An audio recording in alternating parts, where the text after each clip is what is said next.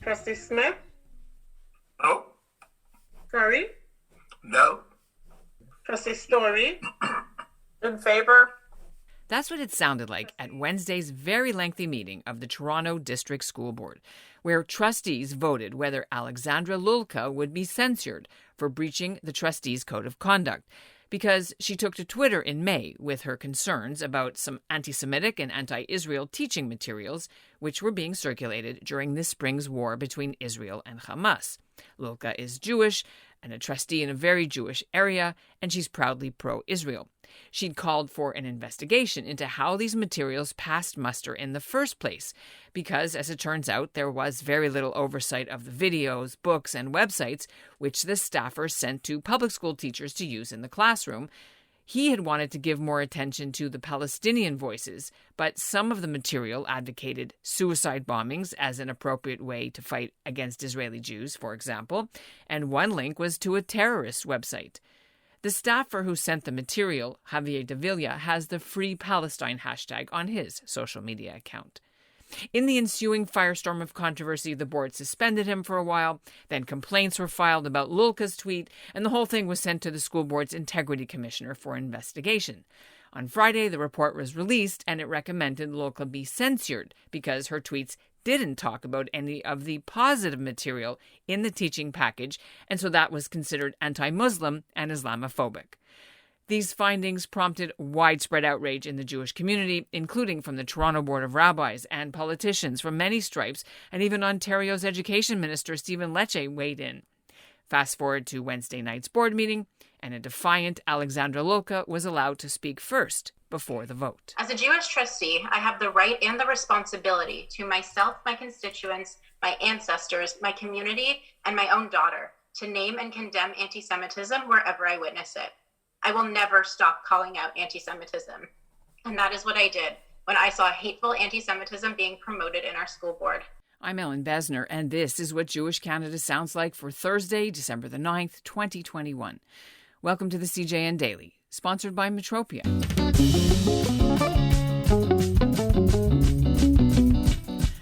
So I want to tell you that the episode today is going to be a little different than we normally do. The meeting went very, very late last night, and it was so important to get the results to you quickly. It was breaking news, and so we used the audio from the live stream of the meeting. It wasn't done in person, it was done virtually, so apologies as well for the quality of some of the audio. You're going to hear the speeches from the meeting. You're going to hear more from Alexandra Lulka and some of the trustees and their staff. Also, I think you should know, and it was obvious, that the school board trustees knew that thousands of people were watching the results of what might happen. Because even before the voting began on Lulka's case, the school board's new director of education, Colleen Russell-Rollins, got out in front of the crisis. She made a public apology. She acknowledged that they have a lot of work to do. To the Jewish community members of the TDSB, I see your fear and anxiety that stems from incidents of anti-Semitism. Where our responses may have fallen short in the past, moving forward, the TDSB will recommit to creating a safe place for all of you, and that you never have reason to doubt our commitment to your safety again. To the Palestinian members of the TDSB community, I see your fear and anxiety, and we're committed to ensuring your identities and experiences will not be erased or go unheard. I recognize for many of you, you do not yet feel safe in acknowledging your identity and commit to learning to eliminate anti-Palestinian racism. The negative impacts of hate and racism in all its insidious forms, whether it's ableism, anti-Asian hate, anti-Black racism, anti-South Asian racism, transphobia, homophobia, anti-Semitism, Islamophobia, and anti-Indigenous racism, stand as a barrier to our primary goal of creating engaging learning environments where every student feels respected, heard, and understood. For her part, Alexandra Lulka was not permitted to vote, But she was permitted to speak first, and she delivered a ringing rebuke of the way the school board has handled this case. As a Jewish educator and as a Jewish school board trustee, I am unfortunately well versed in anti-Semitic tropes. As a Jewish child, I learned to recognize anti-Semitism because, like many Jews in Toronto, I have been its target. So when certain materials sent out to TDSB educators tout the legitimacy of groups that Canada designates as terrorist organizations, or describe the murder of Jews at nightclubs, pizza shops, or at prayer as forms of resistance, I'm going to do what anyone in my position ought to and is expected to do. I'm going to name and shame those materials for the hateful, repulsive, and violent bigotry that they are. I am not going to mince words or add caveats. No other community would be expected to do so. Faced with the horrifying prospect of these materials being distributed to TDSB educators with the intent that they be used in the classroom, I spoke up. All of us should call out hate when we see it in unambiguous terms.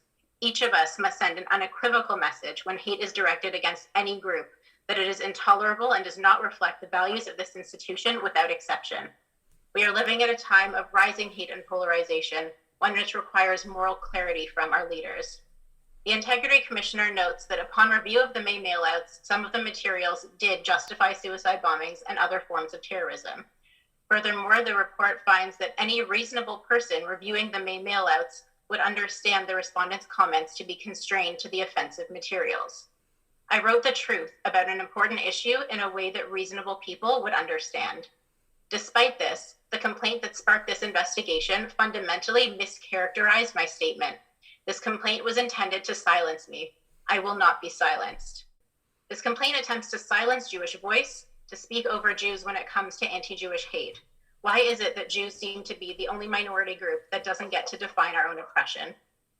I am proud to stand with the unanimous indignation of every single mainstream Jewish organization in the city of Toronto, every one of them agreeing that these heinous materials contravene the definitions of anti-Semitism the TDSB is obliged by our own policy to uphold. I am proud to stand with these organizations. I'm proud to stand up for my constituents. I'm proud to stand up for my community, my family, and for my daughter. Trustee Shelley Laskin is one of Lulka's supporters. They both sit on the TDSB's Jewish Heritage Advisory Committee, which has about 70 staff members on it. Laskin slammed the attack on Lulka's freedom of speech. I actually believe right now we have a crisis of confidence in the public in this board.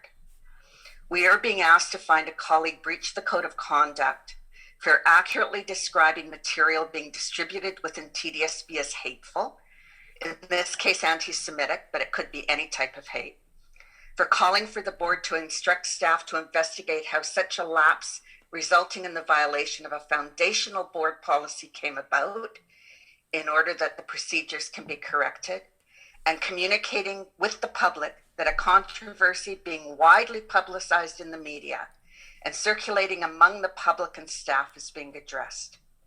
Please remember again, no presentation of any position can be complete, and that everyone, especially those entrusted with setting complex public policies, at times will communicate in ways that can be misunderstood, particularly when the issue at hand is contentious. But we have freedom of speech. Stating that some of the distributed materials are problematic implicitly means that others are not problematic. Finding somebody breached the code for not making this inherent distinction explicit, which is what I take the commissioner's reasoning to be, will open every conscientious trustee to code violations probably several times a year. What is acceptable or not acceptable in communication? Trustee Lulka's intent was not malicious, nor were her tweets persistent or harassing. She heard that anti-Semitic information was circulated, and she demanded an investigation. That is one of her roles as a trustee. The final vote was close. It was 10-7 to reject efforts to censure Lulka, and they also threw out the findings that she breached any code of conduct rules.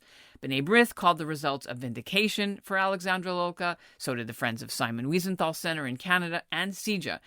But the problems are not over for the largest public school system in North America, with over 240,000 kids in 600 schools, and it's home to many Jewish students and teachers and staff. For instance, What will they do about Jewish groups being upset over how the TDSB permitted a recent protest outside a Toronto high school, where some students held up signs that read "From the river to the sea," which is a highly offensive slogan used by terrorist organizations who call for the Jews to be kicked out of Israel? We'll have much more reaction to this story in future episodes. But before we end, we need to update what's making news elsewhere in Canada right now. I'm Rivka Campbell in Toronto, and this is what Jewish Canada sounds like. Israel's new ambassador to Canada, Ronen Hoffman, presented his credentials to the Governor-General on Tuesday at a ceremony in Ottawa. Hoffman outlined his priorities for what he wants to do while he's here. Aside from strengthening the already strong ties between Canada and Israel, Hoffman is pledging to work on fighting terrorism, and especially Hamas, Hezbollah, and Iran. He also mentioned tackling anti-Semitism and promoting the adoption of the IRA definition of anti-Semitism in Canada and abroad. And on climate change, he suggested that Canada harness Israel's creativity and ingenuity to come up with solutions to the environmental problems. And that's what Jewish Canada sounds like for this episode of the CJN Daily, sponsored by Metropia. Integrity, community, quality, and customer care.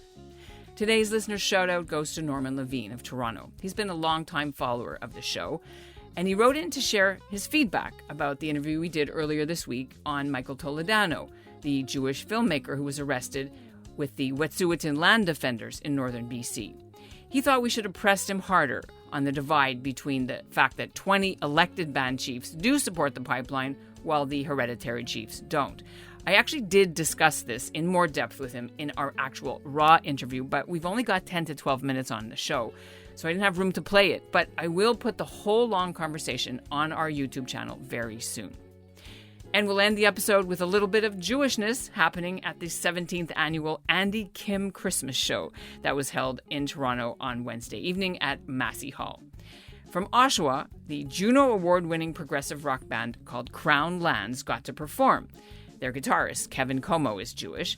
And how did they get invited? Well, it's thanks to their idol, Alex Lifeson of Rush. Now, Lifeson was in the iconic band, and that was also co-founded by Geddy Lee, who was Jewish. Anyway, Lifeson and the Crown Lands band had a jam session, and it went so well that he invited them to perform with him at the concert too. Now, Crown Lands describes their music as the White Stripes covering Rush. So here's a bit of their new album, Odyssey Volume 1, and that's Kevin Como on guitar.